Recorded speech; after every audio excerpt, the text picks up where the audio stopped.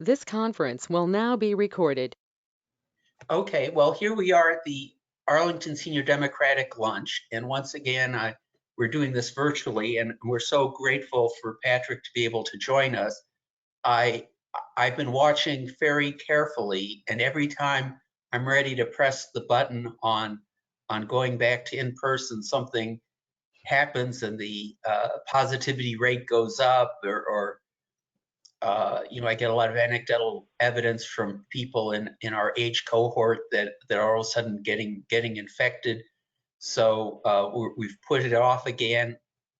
Generally, I have to make these decisions about 60 days in advance to get a luncheon facility.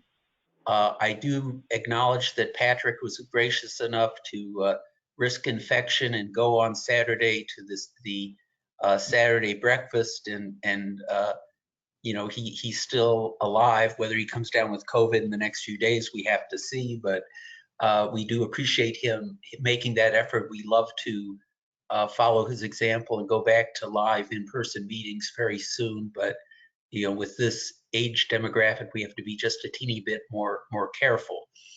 So, as you all know, Patrick has been in the House of Delegates representing the central portion of Arlington for quite a few years now. And he gives us a legislative briefing every year. Unfortunately, there have been so many special sessions and special meetings in Richmond that he hasn't been able to make it until today. And we're so grateful that he is here today to give us a report on the 2020 legislative session, including special sessions and budgets and gubernatorial jousting and all the other exciting things that we come to expect from Richmond. So without further ado, I give you Patrick Hope. Thank you, Bob. Would you allow me to share my screen? Can I get those rights and privileges to screen sharing? Because I have a PowerPoint that I could walk through. Yes, I'll do that, but they have a special privileges committee in the House of Delegates. So you have to ask them, but I will see what I can do for you here.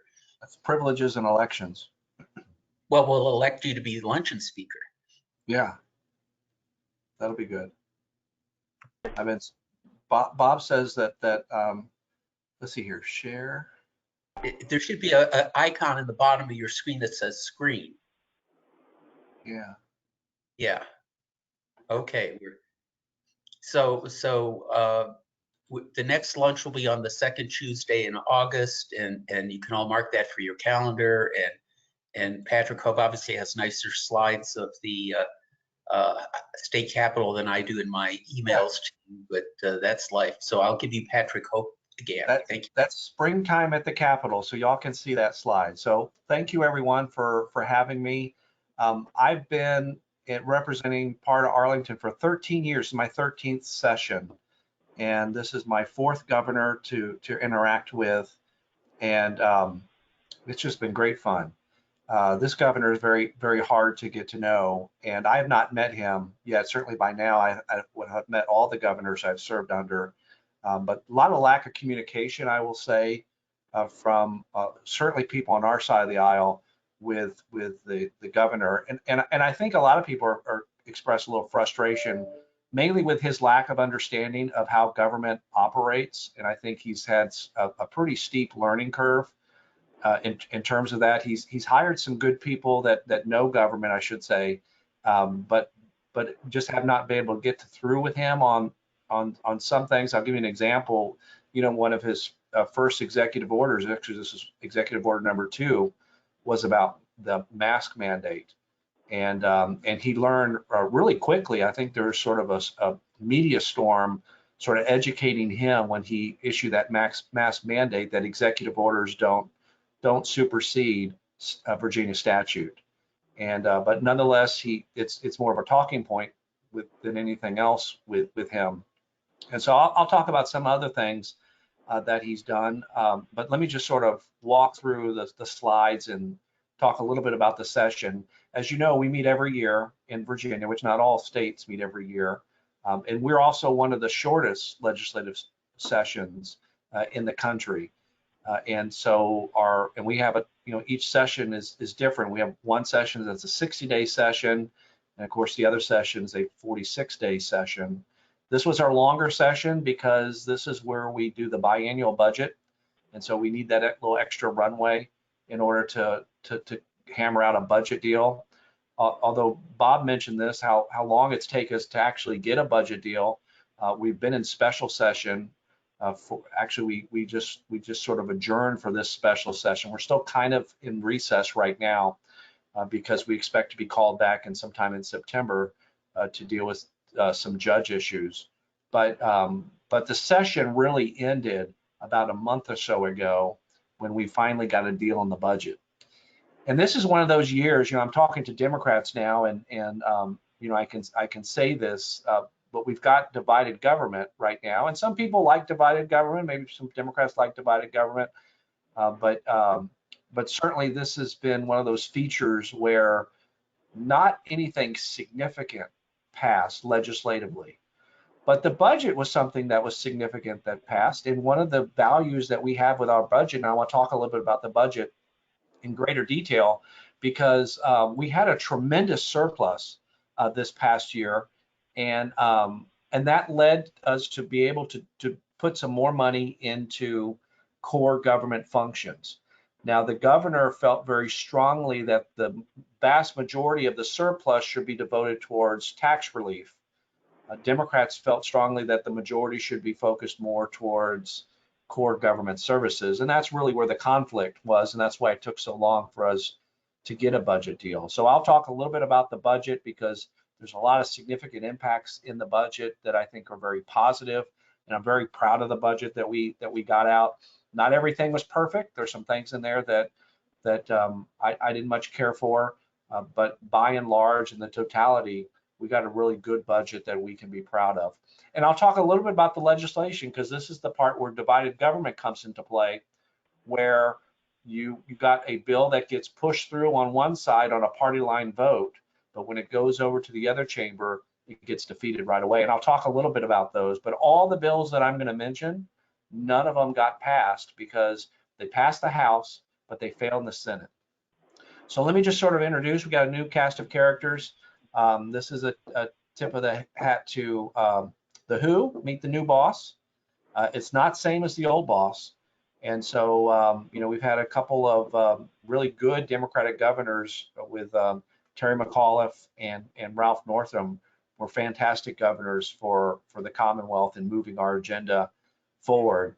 But Governor Youngkin is our new governor. Winsome Sears in her own right, of course, first African-American woman to hold Lieutenant Governor's mansion, and Jason Miyares as our Attorney General. I served with Jason when he was delegate, and this is not the Jason that I've worked with. Jason Miyares in the past has been very more moderate than anything else and easier to work with. But a lot of the positions that he's taken in his office are very extreme, just sort of in line with the entire Republican Party that seems to be pushing more and more into extremism, into Trumpism. And I don't recognize some of the things that comes out of the Attorney General's offices lately. But this is the divided government part now you saw, where we've gotten the House is controlled by the Republicans now. Todd Gilbert from Shenandoah is the Speaker of the House. And of course, Dick Saslaw, Democrat from the Senate, is in control. You see the margins there. Saslaw has probably a harder job than anyone else because if he loses one Democratic vote, it goes a tie, and the lieutenant governor breaks the tie, as we all know. So he can't afford to lose a single vote. I think that we've had a couple of ties in the Senate, but I think by and large, Senator Saslaw has kept his caucus united, and I think that is a commendable thing. Speaker Gilbert has a little bit more cushion, but not a lot. They've been taking some really tough votes for some of their members that are in really tough districts.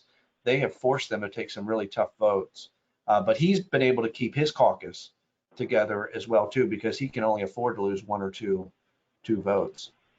Let me just, VPAP is a good resource. I know this group is pretty much aware of VPAP. They send out the daily clips. They've copied the Whipple report. and they put out these little different infographics. And this is a snapshot of just after our session adjourned, just to give you an indication of how many bills are introduced, how many gets passed, and how many fail. This is a typical in line. This is below 50% of bills that actually get passed versus get signed into law. Little below 50%, probably about 45, 46 or 7%, something in that range of bills that get passed overall. And I will tell you, most of the bills that do get passed, most of them are unanimous. And so a lot of the things that we are introducing at state government where things are still quite functional, they do get passed unanimously. But we do spend a lot of time talking about the things that are more partisan in nature. And this has been a very partisan year for the legislature, especially on the Republican side. Well, I mentioned this earlier about the outset. I just wanted to sort of tee this up. The surplus that Virginia is experiencing right now is historic. People haven't seen these kinds of dollars. Part of it has to do with federal money that has flown in, flying in from the federal government related to COVID, but also some of it was us predicting that the COVID pandemic was going to be much further worse on our economy than we expected. But it hadn't resulted that way. I do recognize that there are people that are still unemployed from COVID, and there are businesses that have closed and aren't coming back. But by and large, people are working in Virginia. Unemployment remains low, and the surpluses keep coming in. And so we had a tremendous amount of money in surplus. When I was elected in 2009, we were in the middle of the Great Recession, and that was not a fun time because you're trying to figure out where to cut. This is also a tough job when you have all this surplus. You got to figure out where to put the money. But I'd much rather be in the situation that we're in here than figuring out where to cut these core government services.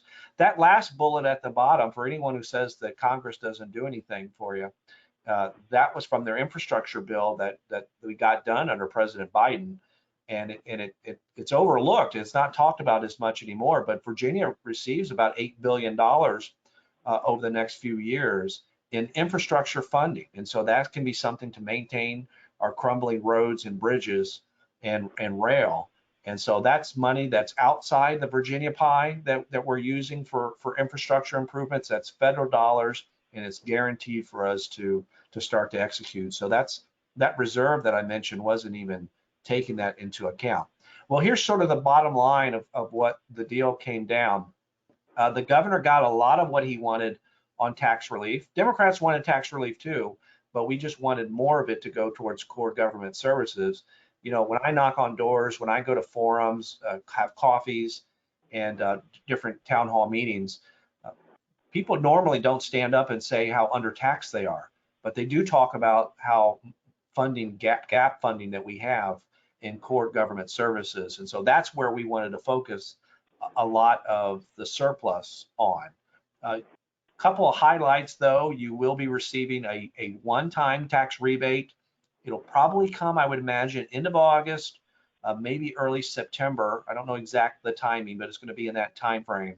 A one-time $250 rebate for those that file individually. For those couples file jointly, you'll receive a $500 rebate one time during that time period, and that's a total cost to taxpayers, one-time cost of $1 billion.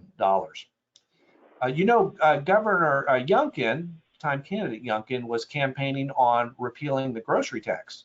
Now that's not a new idea at all. Governor Northam also campaigned when he ran for governor 4 years before on eliminating the grocery tax. One of the things that the governor realized later going on is that the way the grocery tax is made up, it's 2.5% total. 1.5% is devoted from the state, that's state covered, and then the remaining 1% is locality funded. And localities depend a tremendous, even though it's at 1%, it's a tremendous amount of money that goes into local government. So if you are to eliminate the entire 2.5%, you are going to have to make that shortfall up. So we ended up just doing the state portion, and so you'll still see a 1% sales tax on grocery tax, but 1.5% has been eliminated. The governor pushed very hard on increasing the standard deduction, and that was he almost got everything he wanted. He wanted to double it. He came close to doing that. 4,500 for individuals to 8,000 and 9,000 to 16,000 for couples filing jointly. So that will help a lot of people. But the one thing that we focused on very intently is because we wanted to target some of the tax deduction, and that was to make 15% of the federal earned income tax credit refundable for targeted towards low income Virginians. And so that was in there, and I think we need to do more in that area as well. Other highlights that you saw, I mean, a lot of talk about trying to raise teacher salaries to the national average. Arlington does very well. They have to compete in this area, and of course it's very expensive, as we all know, to live in this area. So our teachers are above the national average, but in most parts of the state they're not. They're below the national average. This will get us above that. This will give us 5% pay raise in each of the subsequent years for 2 years, and then there's going to be a $1,000 bonus that will be payable at the end of this year. Nice holiday gift for our teachers and others, school employees, I should say. 10% pay raises for state employees. That's again 5% a year. And then we made substantial adjustments to law enforcement and corrections officers. I headed up a task force looking at our correctional officers, and we're not really talking about 5 or 10%. We're talking about 20, 30, 40% increase. In some cases, they needed a salary adjustment. They were paid so low. Their attrition was so high. They just have a tremendous trouble retaining and attracting new employees for these positions, and they're very difficult jobs. So we gave them a substantial increase to make them competitive. And you know, for us, competitive is like the 50th percentile, and so it's sort of like the median or the mean average for salary adjustments for state employees. Here's some other specifics. I think the main takeaway here is what we've done in K through 12. This is the largest amount that we've set aside for K through 12 in Virginia's history. It's a 20% increase. $19 billion are set aside for our public schools. Put more money into our state retirement funds. The amount there is it's about $775 million, but there's going to be an additional bump, assuming that all the projected revenues come in. That will be a total of $1 billion that we'll put into our state retirement fund. We put more money into school construction. That's something that Virginia normally does not do as a state. School construction is normally a local issue, but because there's a tremendous amount of need, we have schools in Virginia, inner cities. We don't have this here in Arlington, of course, but inner cities and rural parts of our state, they have schools that don't have air conditioning, they don't have heat. You think about ventilation systems with COVID, you can't have any of that when you don't have a ventilation system to even speak of. They have holes and leaks in their roofs. They need a tremendous amount of support. This is a drop in the bucket to the actual need, but hopefully we can help target those communities that need the support the most, and do some local matching and things like that can spread this out even further. Put some more money into affordable housing or housing trust fund. Not nearly enough, but certainly a good amount there that we've set aside. Money for behavioral health, which is badly needed. I could probably talk for the rest of the program about the need there. And then we put more money historically now in our rainy day fund. Our revenue stabilization fund is at historic levels. We've never had this much money, and in Virginia, it's a $3.8 billion set aside for our rainy day fund. Here's some things on healthcare that might be of interest to you. I put in a couple years ago a provision to include dental care in Medicaid coverage, And that's something that we got to do eye care, but dental care did not include it in Medicaid. And we passed that budget amendment to include that. But what we should have also done is we should have increased reimbursement for the providers. And so as a result, it's one of those things where you can be fortunate enough to have an insurance card, but if you can't find a provider, then you really need to figure that out, because it's kind of a worthless to have coverage if you can't find a provider. So we've increased those payments pretty significantly, and we've increased them across the board to a lot of our providers for trying to bring it up to a place where they will get more engaged and accept more patients at the Medicaid level. Here's some other things that we did. I had a budget amendment, that $3.5 million for brain injury case management. This had brought to my attention from the brain injury lobbying group that we really don't do any coverage and services for people with traumatic brain injury. And so this is a first step for case management services for people with brain injury.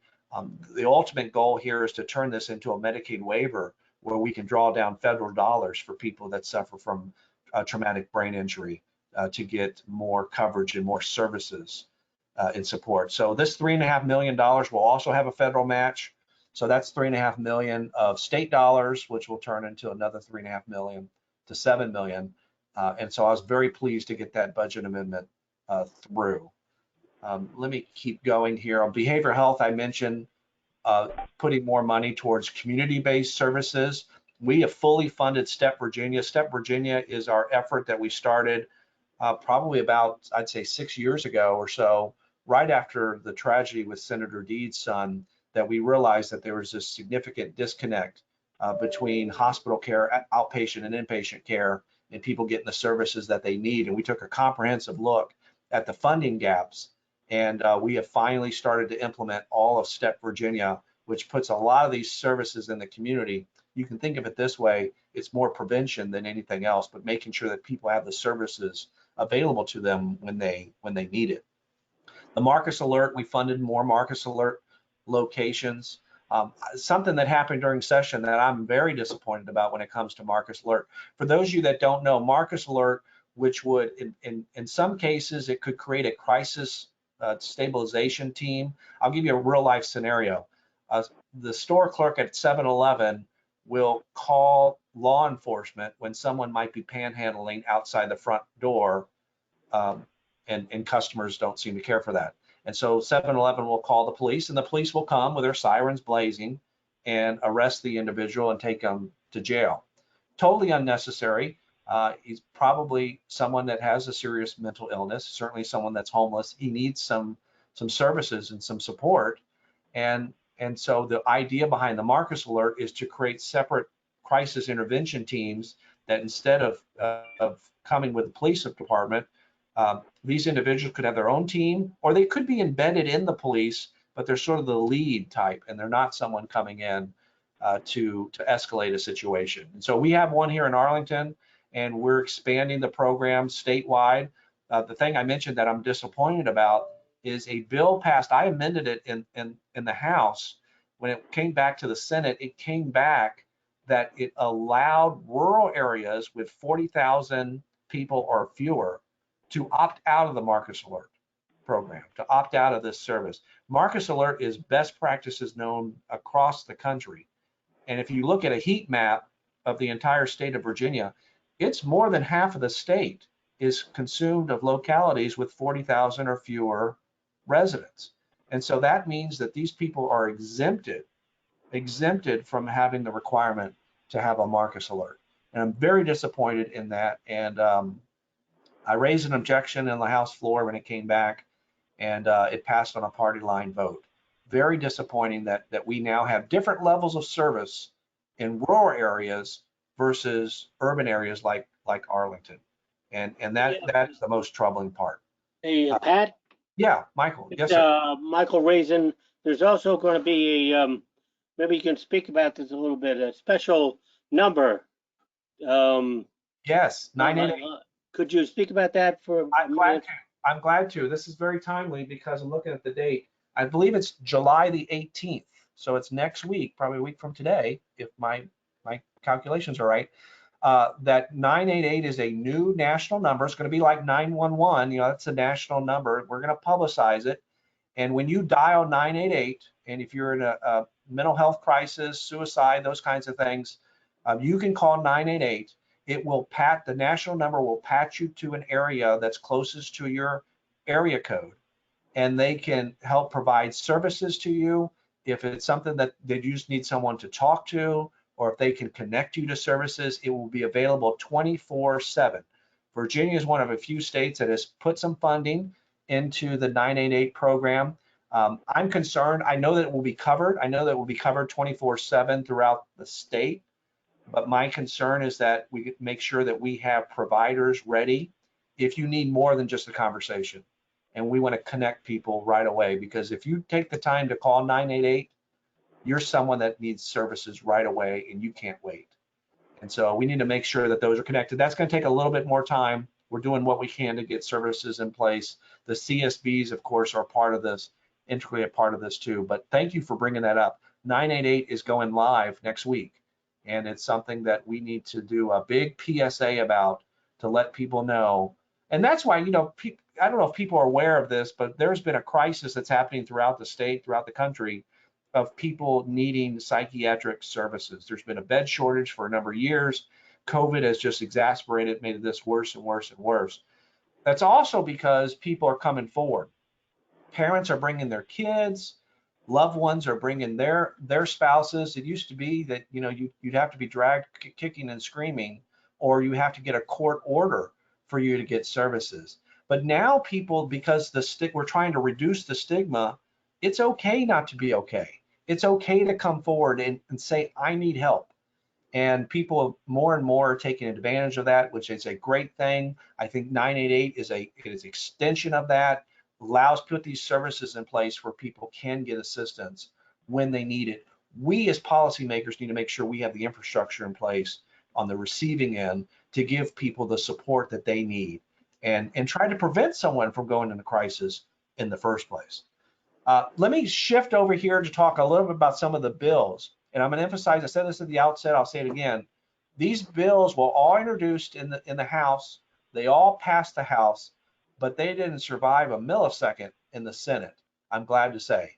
Everyone here on this call probably took advantage over the last couple of years in some of the historic changes we made on voting rights and trying to make voting easier, because as Democrats, we think when democracy works best, when more people show up and more people have access to the ballot. And so Republicans put in bills that would take us backwards. We were one of the worst states for access to the ballot box in the country. When Democrats took charge a couple of years ago, we became one of the best states in the country when it comes to access to the ballot box. And Republicans want to take us backwards. They introduced, you see 5 bills here, and that would take us backwards. I think most, if not all of you, have taken advantage of these things.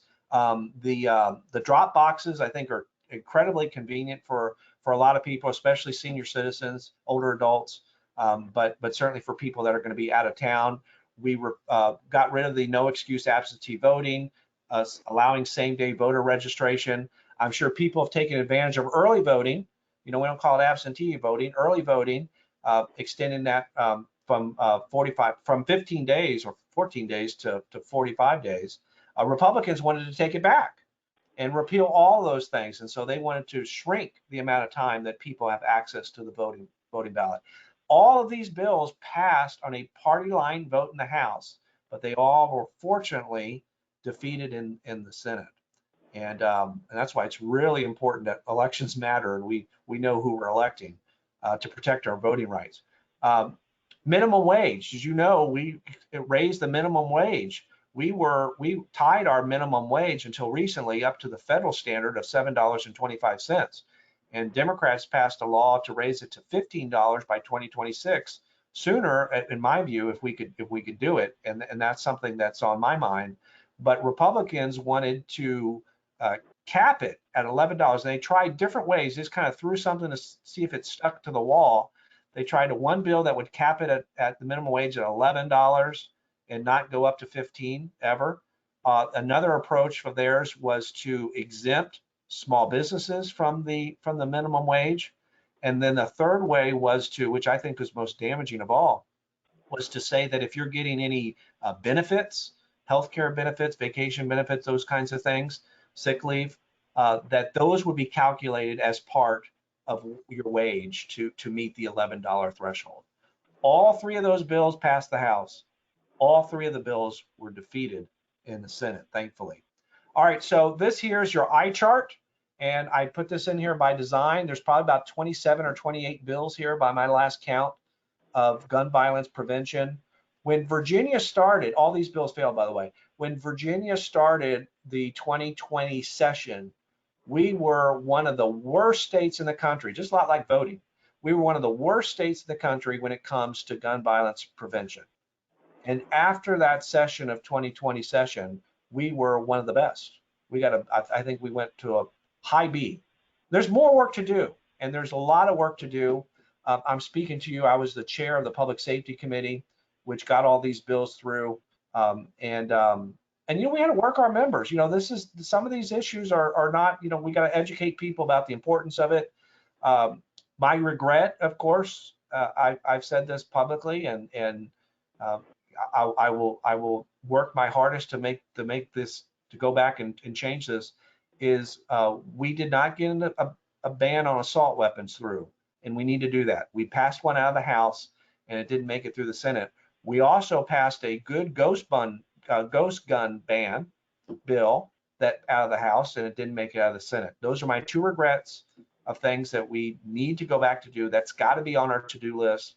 In fact, I want to put it on the ballot and talk about this, because if Democrats regain control of the House, those are two things that are going to be the highest priority for us to do.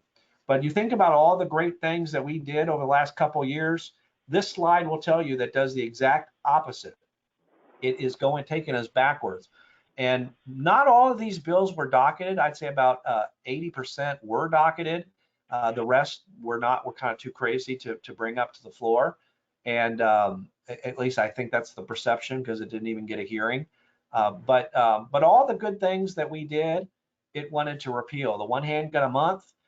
They want to allow you to carry guns in churches. They want you to allow you to carry guns in schools. They want you to allow you to carry guns in daycare. They wanted to allow you to carry guns on the Capitol Square. One of the things that we got through, that Arlington, I'm so proud, was one of the first jurisdictions to exercise. I think Alexandria beat us by a few days, but the right to regulate guns in local government buildings. When you go to the library, when you go to the Bosman Center, when you go to Arlington Parks, you're not permitted to carry a gun. And this is local choice. If a locality doesn't want to take advantage of this new authority, they didn't have to. But Republicans fought us on that, and they wanted to reverse it with that. So you can see here this list, the red flag law, which is something that was part of the bipartisan compromise at the federal level that just passed. Donald Trump once supported the red flag law. I think it's law in Florida, Ron DeSantis. So, the red flag law is something that people ought to embrace, because it helps someone in a situation that might be a danger to themselves or others, that has a court finding that shows that in fact is the case, that temporarily they take away their guns, their firearms, so that they don't hurt themselves or someone around them. I mean, who can be opposed to this? But you put in a bill to repeal it. It's really troubling to me. And I think what Democrats need to do is the same thing we did in 2019, is put gun violence prevention on the ballot. This is what we will do if we regain control of the House and we control the Senate. These are some of the things. And you want a check and balance? Let's dare a Governor Youngkin to veto those bills. Let's dare him to do it. Education. Let me talk a little bit about education. I mentioned already the budget issue, where we had a good amount of money that we put, historic amount of money that we put towards K through 12. I also mentioned the governor's early sort of snafu out of the box to first I didn't mention this, but his first was critical race theory, his executive order there that was meaningless. And because we don't do critical race theory in our public schools, I doubt it's even taught in our higher education institutions in Virginia. I haven't heard of it being taught. And so that was kind of a wasted executive order. And I mentioned, of course, his executive order number 2, which was the mask mandate. And to his credit, I mean, he did find some supporters on our side of the aisle that were able to agree with him on the mask mandate. And that bill did pass the House. It passed the Senate, squeaked through the Senate. And they fast tracked that law that they in fact got it into effect March the 1st, because they put a emergency, what we call an emergency clause on it, which means it goes into effect upon the governor's signature. And so they got that through, and March the 1st was sort of when that timeline was when people could go without masks, which is very dangerous because, of course, there could be an outbreak. And I'm speaking to you not just as a delegate, but as a parent of 3 kids in Arlington Public Schools. There could be an outbreak in an individual school. It could be in one county or one locality or a couple of schools. And he takes away all of that authority from the locality to make those decisions on a case-by-case basis, and leaves it up to the parents to make those decisions. And of course, I asked my kids, sort of as we get towards the end of the school year, they of course wore their masks, but a lot of kids, about half the kids, they would say in schools, would not wear their masks throughout the rest of the year. And as a result of that, I mean, I'm on all of these listservs for parents of what's happening in our schools. I had 2 at Swanson, they graduated this year, and 1 at W&L. And it would be just about every single day, at least once a week, I would get an email about an exposure about people contracting COVID. And it's gradually increased as the school year went on. So this is a dangerous thing. I don't know what the fall is going to hold, but we've got to be very careful about our schools. And because the governor's policies, I know they play well in some circles, but they're just dangerous when it comes to protecting our children. And that should be our role as government. That is one of our single most important roles, is to protect our youngsters. Let me talk about some constitutional amendments that you usually get a couple of questions on your ballot. Well, not this year. You're not going to see any questions on the November ballot, and that is very disappointing. These 2 here. The first is the automatic restoration of voting rights. We're one of the very few states in the country that doesn't already do this, that when someone goes to prison, they're a felon, and after they serve their time, that their voting rights are not automatically restored. I mean, think about all the rights that you have. One of the most precious that we cherish is voting. And the only way in Virginia to get your voting rights restored is to fill out an application and send it to the governor. And if the governor feels like you deserve to have your voting restoration, your rights restored, that he or she would grant it. And that's going to continue to be the process. We wanted the Constitution to make it automatic. And if you've ever gone through, and I know you all have, you understand this constitutional amendment process in Virginia better than I do, or as good as I do, I'm sure. That is that you have to pass a resolution, you have to have a subsequent election, and then pass the identical resolution, and then only then can it go to the ballot for the voters to decide. And we got up to the 3rd hurdle there, where we passed both of these resolutions through the Senate, and they all died in the House. And of course, that's the most concerning part of all. Same-sex marriage, that's the one that I think is troubling, especially in light of the Supreme Court decision on Roe, because they seem to have opened up the door for any rights that aren't expressly said in the Constitution, that those could all be on the table to be rescinded. And I think about same-sex marriage because, as you know, Virginia is in the posture of defining marriage between one man and one woman. And that was a law, a constitutional amendment that passed several years ago, probably about 15 years ago or so, and maybe a little 16, 17 years ago. And that's what's on our Constitution right now. If the Supreme Court were to rescind that right, then our Virginia Constitution would go into effect. And in Virginia, that would outlaw same-sex marriage. So you don't let anyone ever tell you that the Supreme Court can't change your lives, because they have really declared open season and really shined a spotlight on the importance of state legislatures.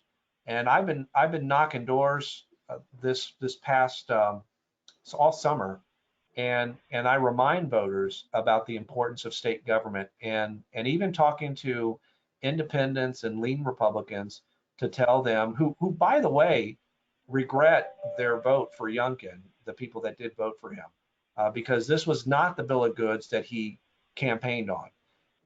But he has become, certainly in his actions, one of the more extremist governors in our country. And I say that regretfully, one of the most extreme governors in our country. And these are the kinds of things that he talks about with abortion and his feelings on gay marriage and other, what he's done with masks is very dangerous for our Commonwealth. And it's something that every voter needs to pay very close and careful attention to. All those bills I mentioned earlier about gun violence prevention, well, all the bills that I've introduced, but think of the gun violence prevention bills, all those bills, if they pass the Senate, Governor Youngkin would sign each and every one of them into law. And we would become Florida, Mississippi, Texas, we become an extremist state like that.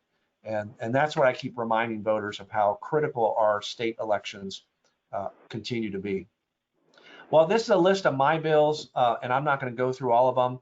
You know, I like to go speak to our youngsters in 4th grade at our schools. That's when they're doing their social studies, Virginia studies, and they're learning the government, how state government works and things like that. And occasionally I'll get to a little time that I can talk about vetoes and things like that. And I'll tell you a fun fact in a second, but Governor McDonnell vetoed one of my bills, and I get to tell him about that. Well, Governor Youngkin vetoed 4 of my bills, so I got more stories to tell them about different vetoes.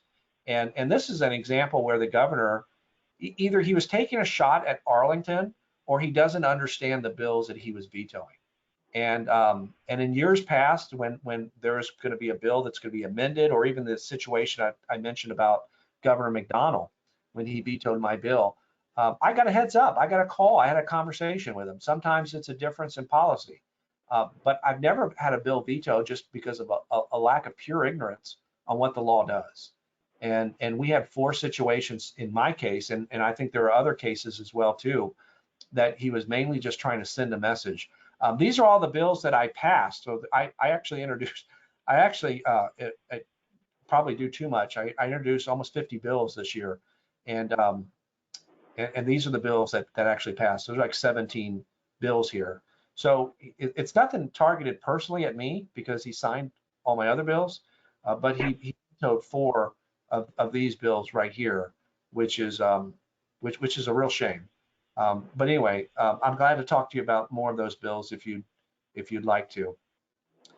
Last thing, a couple of things that I usually get asked about, and just want to mention the Commanders, of course, that proposal to give taxpayer dollars for them to build a stadium in Virginia is dead. Thankfully, there were 2 versions of it that were circulating, both the House and the Senate, and I opposed both of them. In any situation where this has been done in other localities, it's always a bad deal for the citizens, and there are much better uses for taxpayer dollars than giving them to the Washington Commanders, who don't need a tax break at the expense of Virginia taxpayers. And so hopefully that's dead. That's not coming back next year. But if it does, I will oppose it, just as before. Marijuana was an issue that obviously, as you know, that we have a sort of a odd situation that we're sort of in right now, where possession of marijuana is legal up to 4 ounces. Unfortunately, we kind of went a little backwards on that proposal this year, but marijuana is legal for possession, but it's illegal to sell until 2024, when we sort of stand up this regulatory structure And there had been efforts to try to speed that up, to try to close that gap a little bit, maybe 2023. But those efforts failed this session. Unfortunately, we couldn't agree on a regulatory structure.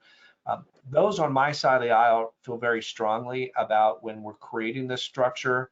When you talk about sort of the farming, the growing, the manufacturing, and the selling, those are opportunities that we can open this up and create some equity situations where people of color and others can get access to sort of that process and some of the revenue that will come out of that. The last thing that we want to see is an Altria or some other huge conglomerate to come in and take over that entire business in Virginia. And so we need to set up some guardrails when it comes to who can apply and how we can open up the process to make it more equitable for more participation.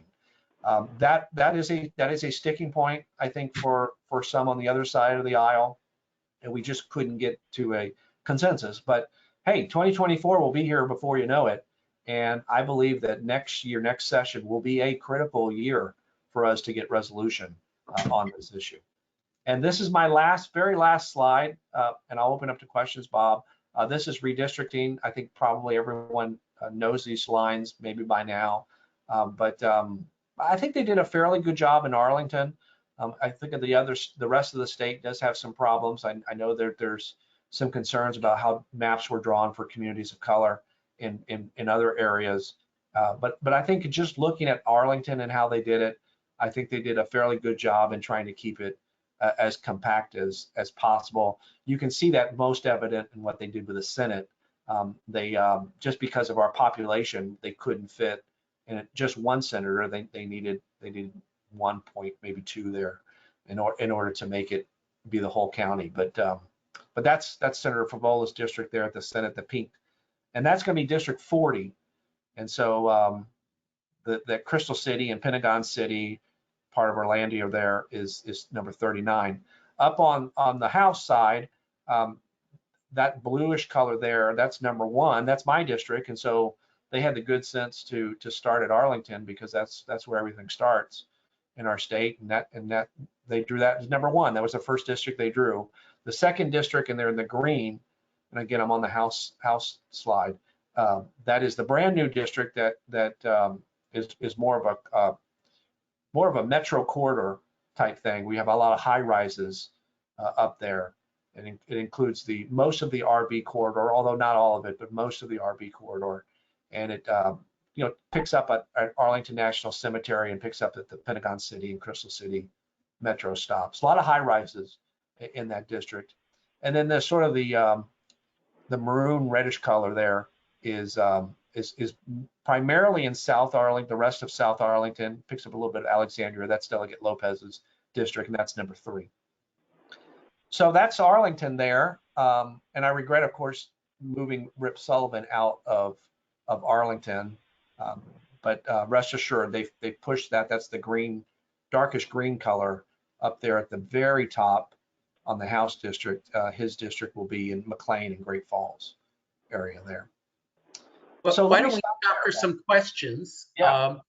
I'll start with the first one, and I don't know whether you feel comfortable talking about it, but Governor Youngkin has gotten quite a bit of national attention. As a result, he's gotten quite a bit of national fundraising capability.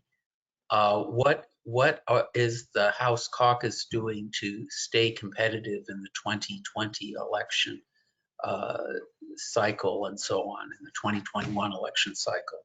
You mean the 23 election cycle? 23, I guess. Yes. Well, yeah. I mean, we have our districts that we're targeting, looking at the redistricting.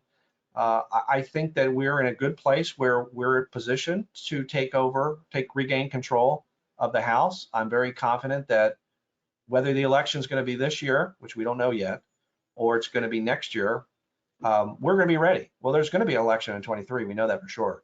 And we will regain control of the House. I think people are looking at what Governor Youngkin is doing, and they're seeing how extreme his policies have been.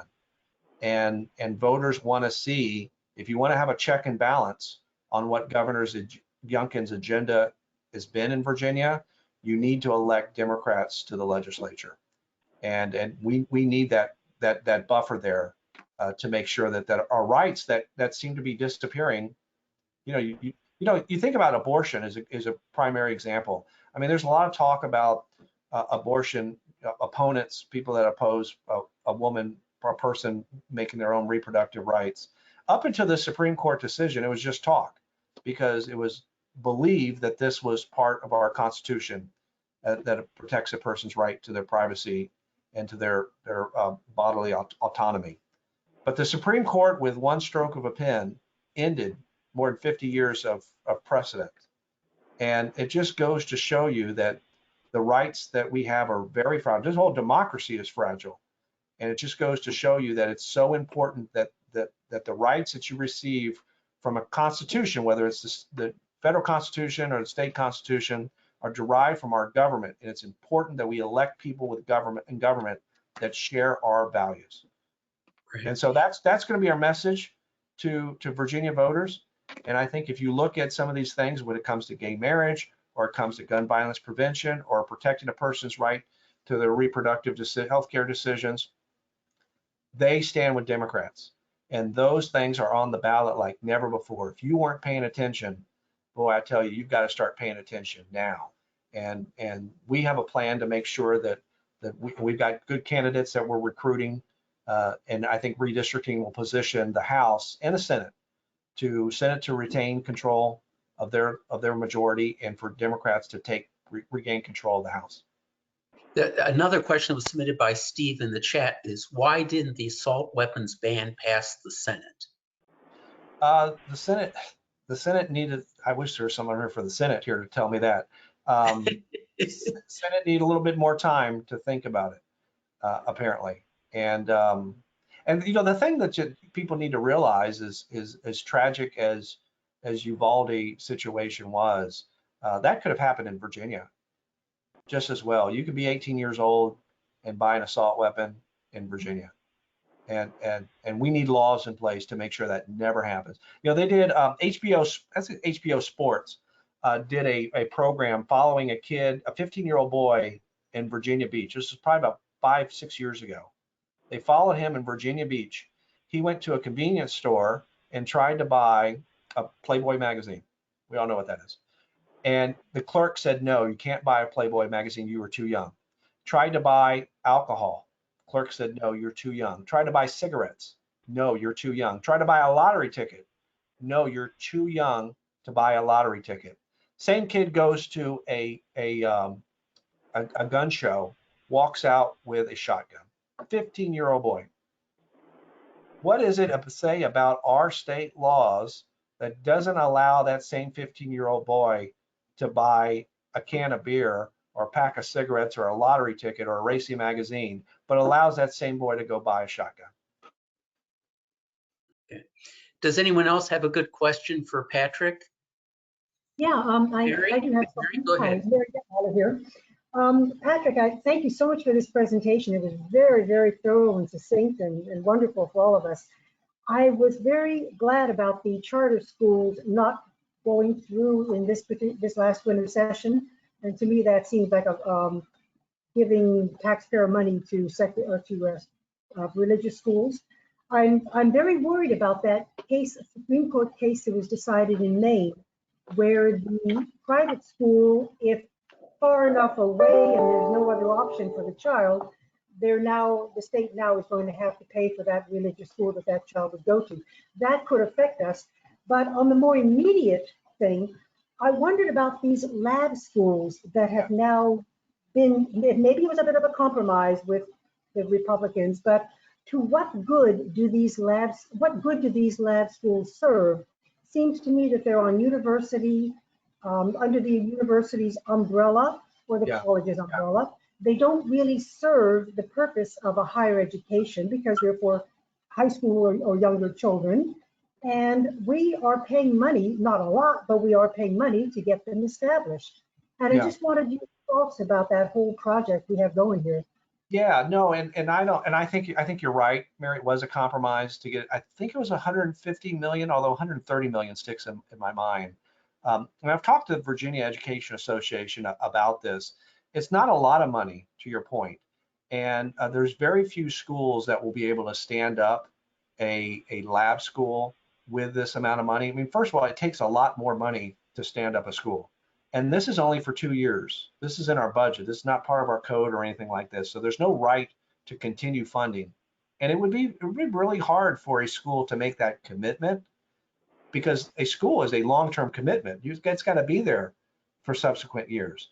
And so the VEA doesn't seem to think that it could fund more than a couple of lab schools in the first place, and it'd be hard pressed to see that there's any jurisdictions that would take anyone up on that. It's not a lot of money as all, and I do believe it was a compromise. But you know, I think one of the things that the governor and a lot of Republicans misstate here is when we talk about lab schools or charter schools, the whole idea is to create options for kids. And that's one of the things that in Arlington, we're very fortunate to have a lot of options here in the county, because parents can put their kids, maybe it's HB or Science Focus or Arlington Traditional School. There's Key Elementary School where they teach Spanish immersion programs. And so on and so forth. There are a lot of options already here in Arlington, which I think our schools have done a good job. You can also understand that charter schools is already in the law.